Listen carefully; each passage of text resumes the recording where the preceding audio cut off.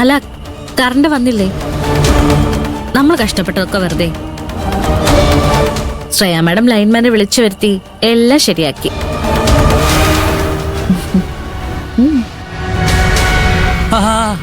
അതെ അതെ അതെ. അമ്മായി, കോയിൻ വെച്ച് ആരാണെന്ന് കണ്ടുപിടിക്കുന്നതാണോ കാര്യം? കറണ്ട് വന്നില്ലേ? ഞങ്ങൾ എത്ര മുടക്കാൻ നോക്കിയാലും ദൈവം എന്ന് പറയുന്ന ഒരാളുണ്ടല്ലോ, നല്ല കാര്യങ്ങൾ നടത്തിക്കൊടുക്കും. സമയം വൈകിട്ടില്ല, നേരം വിളിക്കാൻ ഇനിയും സമയമുണ്ട്. ചെക്കനെയും പെണ്ണിനെയും മുറിയിലേക്ക് പറഞ്ഞയക്കാമായി.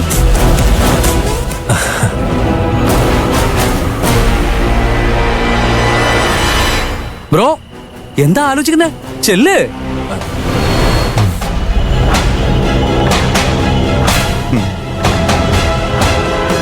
മാഡം ശ്രേയ, സമയം കളയണ്ട. അരവിന്ദേട്ടനെയും കൂട്ടി മുറിയിലേക്ക് പോ. പൊന്നു, ഇവൾ ആദ്യമായിട്ടൊരു നല്ല കാര്യം പറഞ്ഞതാ. മക്കള് ചെല്ല്. അരവിന്ദേ, പൊന്നുവിനെയും കൂട്ടി ചെല്ല്. അങ്ങനെ പറഞ്ഞു കൊടുക്കാം അമ്മായി. ഞങ്ങള് മുടക്കാൻ നോക്കിയ ആദ്യ രാത്രി നടക്കട്ടെ. അരവിന്ദേട്ടാ, ഭാര്യയെ പൊക്കിയെടുത്ത് മുറിയിലേക്ക് കൊണ്ടോ. വേഗാവട്ടെ.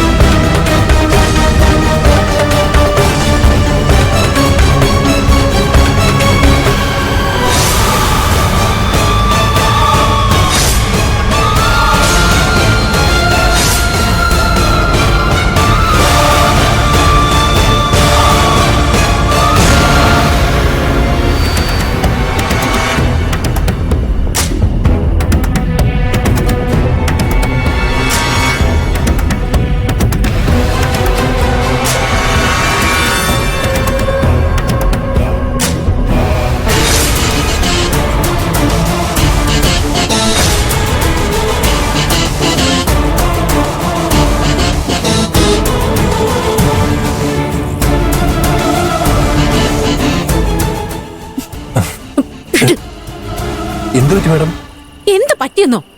എനിക്ക് ദേഷ്യം വന്നിട്ട് എന്റെ കാല് മുതൽ തല വരെ പെരുത്ത് കേറുക. പ്രശ്നങ്ങളൊക്കെ അവസാനിപ്പിച്ചിട്ടില്ലേ നമ്മളിവിടെ വന്നത്? ഒന്നും അവസാനിച്ചതല്ല, ചാരും അവസാനിപ്പിച്ചതാ.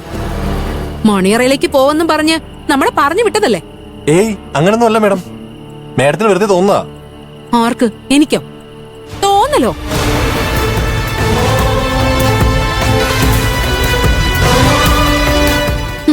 അതുപോട്ടെ, എനിക്കറിയാൻ വയ്യാഞ്ഞിട്ട് ചോദിക്കുക. അനിയന്റെ മുന്നിൽ അരവിന്ദൻ എന്തിനാ പേടിക്കുന്നേ? പേടിയോ? എനിക്കോ? അത് അവനെ. അതിന് വേറെ ആളെ നോക്കണം. അങ്ങനെയാണെങ്കി അവനോട് 4 ചോദ്യം ചോദിക്കായിരുന്നില്ലേ? ഒന്നും മിണ്ടാതെ അനിയനും അവന്റെ ഭാര്യയും പറയുന്നത് കേട്ട് കുന്തം വിഴുങ്ങിയതുപോലെ നിൽപ്പുണ്ടായിരുന്നല്ലോ. ഞാൻ ചോദിച്ചില്ല അവരോട്. എന്ത് ചോദിച്ചെന്ന്? ചുമ്മാ എന്നെ വെറുതെ ദേഷ്യം പിടിപ്പിക്കല്ലേ. മേഡത്തിന്റെ ദേഷ്യത്തിന്റെ കാര്യം എനിക്കറിയില്ല. ഞാൻ അവനെയും തുണിച്ചിന്റെ കാര്യം ചീത്ത പറഞ്ഞ മേഡം കേട്ടില്ലേ? കേട്ടു. അങ്ങനെയാണോ ചോദിക്കേണ്ടത്? ഫസ്റ്റ് നൈറ്റിൽ പോലും നമുക്ക് സമാധാനം തരാതെ രണ്ടും കൂടെ ചെയ്തത് കണ്ടില്ലേ? അവരെങ്ങനെയൊക്കെ തടയാൻ നോക്കിയാലും നമ്മളിപ്പോ ഇവിടെ വെച്ച് തുടങ്ങാൻ പോവല്ലേ പുതിയ ജീവിതം. അങ്ങനെയല്ലേ?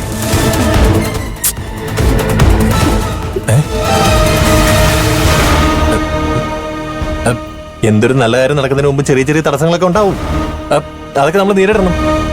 അവരുടെ മുമ്പിൽ നമ്മൾ ജയിച്ചു കാണിക്കണം. ഓ, ഇപ്പൊ 1000 നാവാ.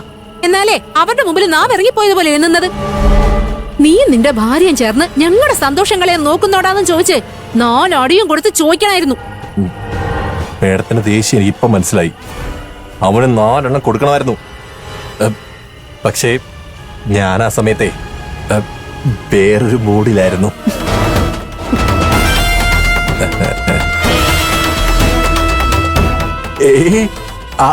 അയ്യോ, ആ മൂഡല്ല ഉദ്ദേശിച്ചത്. അതായത് മേഡത്തിന് ടെൻഷൻ ഇല്ലാതെ എങ്ങനെയൊക്കെ സമാധാനിപ്പിക്കാം എന്നുള്ളൊരു മൂഡാ.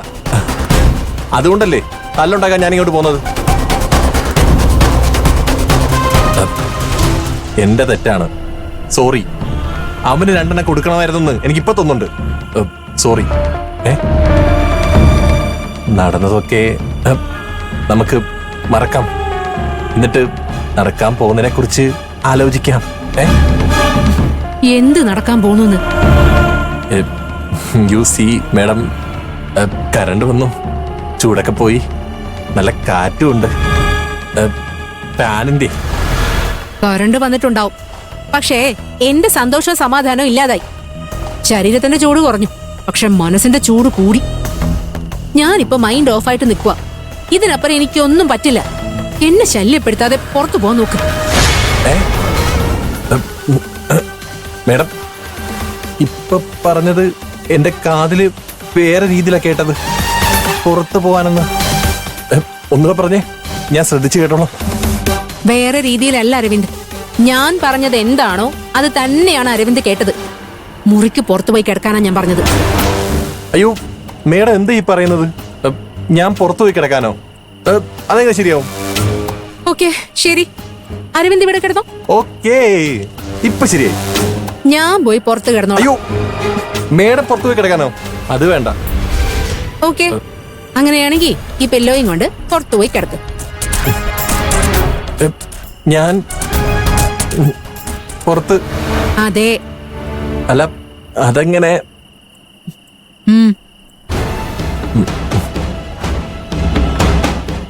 ശരി.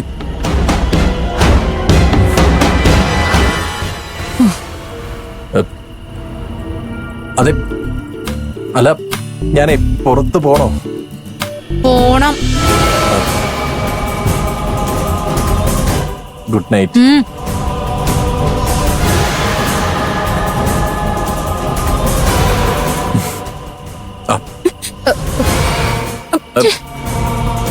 പായ എടുത്തതാ. പോട്ടെ. ഓ,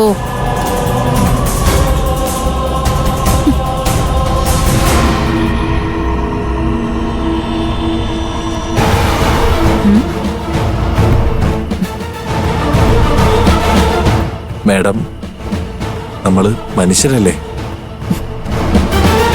എനിക്ക് ഈ ഡോർ അടയ്ക്കണം.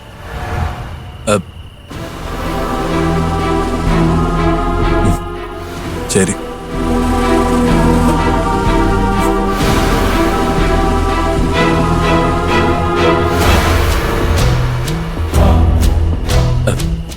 അല്ല madam, first night mosquito night ആക്കണോ? ഞാനും കൂടെ അകത്ത് നമുക്കൊരുമിച്ച്.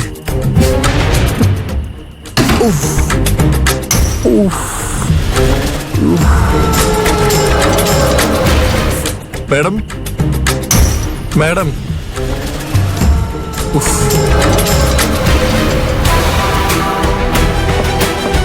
മാഡം,